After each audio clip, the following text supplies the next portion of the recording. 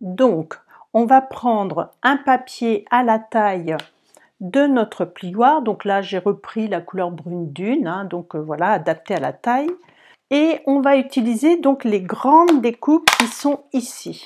Alors vous avez vu, moi je m'amuse à dessiner autour de mes poinçons, parce que comme ça au moins quand je veux les replacer au bon endroit, je sais exactement où ils vont, parce que des fois on arrive, il y en a tellement qu'on ne sait plus où les mettre, et puis ça fait du n'importe quoi à la fin.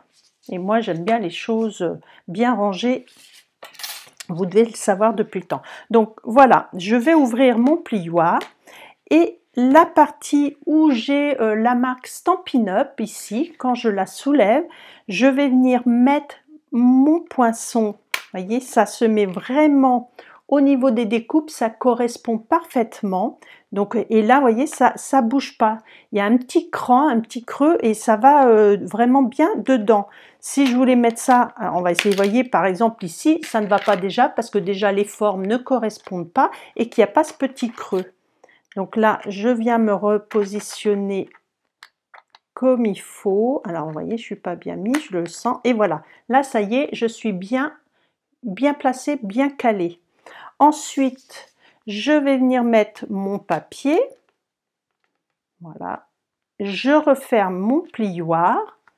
Donc, je retourne parce que quand on utilise un plioir de gaufrage chez Stampin' Up, pour bien l'utiliser, il faut toujours avoir la marque Stampin' Up sur le haut. C'est une petite astuce.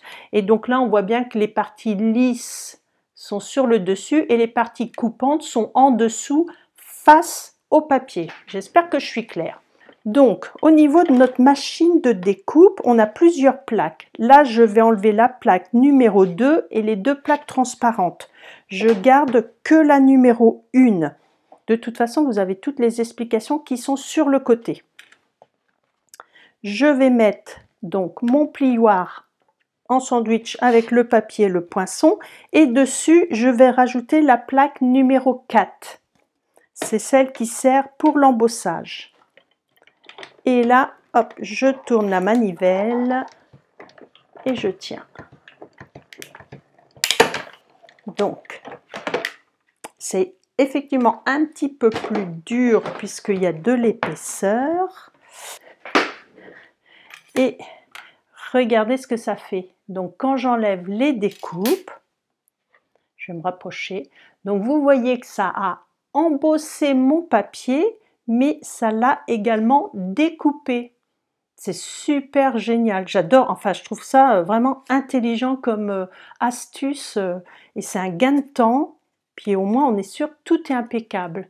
Alors je ne sais pas ce que vous en pensez, dites-moi en commentaire, mettez-moi un petit pouce si vous trouvez l'astuce géniale ou un cœur, ce que vous voulez, mais moi j'adore. Et je sais qu'on a ça aussi dans le catalogue annuel. Alors pendant que vous mettez vos commentaires, me dire ce que vous en pensez, je vais essayer de vous retrouver l'article qui était identique. Si, le voilà. Ah, y est. Alors, c'est à la page 33. Donc, vous voyez ici. Donc, c'est le même principe, c'est-à-dire que lorsqu'on va découper, ça va. Alors, je ne sais pas si on arrive à bien voir. Ça va. Brigitte, oui, page 33 en même temps. On va embosser et découper. Là, on voit également, vous voyez, les feuillages, ils sont embossés. Et en dessous, par exemple, on voit ça a été que embossé, ça n'a pas été découpé. Donc voilà, ça on peut également, vous voyez, vous l'avez à la page 33, c'en est un autre, le même principe. Et c'est vraiment facile à faire. Voilà, on va voir la méthode traditionnelle. Hein. C'est faisable aussi si on fait... Mon papier n'est pas droit. J'ai essayé de... Ouais. Donc là, c'est le même principe. Hein. J'utilise la plaque numéro 4.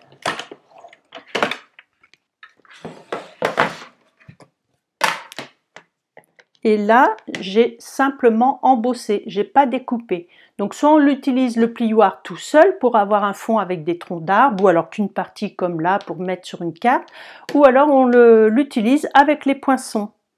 Donc voilà, c'était la petite astuce que je voulais vous expliquer aujourd'hui. Je vous remontre ma carte. Donc après, là, sur celle-ci, je me suis amusée à tamponner ici les petites baies en rouge que j'ai découpées au ciseau, si ma mémoire est bonne. Oui, parce qu'on n'a pas les découpes. Par contre, au niveau des feuillages, il y a celui-ci, voilà, que j'ai fait en vert. En dessous, j'ai fait celui-là qui est là, et donc je me suis amusée à superposer, et là j'ai juste fait le tampon du tronc que j'avais passé aussi avec les découpes. Mais après voilà, on a les poinsettias, on a plein de choses, la petite maison, là va falloir que je fasse quelque chose, et sur l'autre carte je me suis amusée à faire les champignons. Et j'ai fait une petite boîte aussi avec le papier. Donc ça, je vais vous programmer des petits articles pour la fin de semaine pour vous montrer d'autres idées. Et je vous fais des gros bisous et je vous dis à bientôt. Ciao, ciao!